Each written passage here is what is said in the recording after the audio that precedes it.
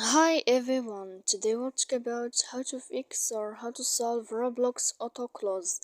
To know how to fix or how to solve Roblox auto close, you should just go to settings.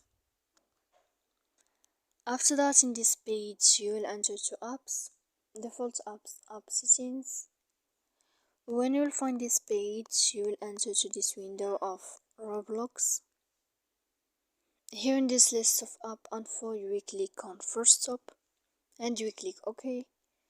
Here we go to click storage. After that we click clear cache. Don't click here clear data because that can make up problems on your phone, and then you can fix your problems on Roblox. So please don't forget to support us by like and subscribe. See you next time in another video.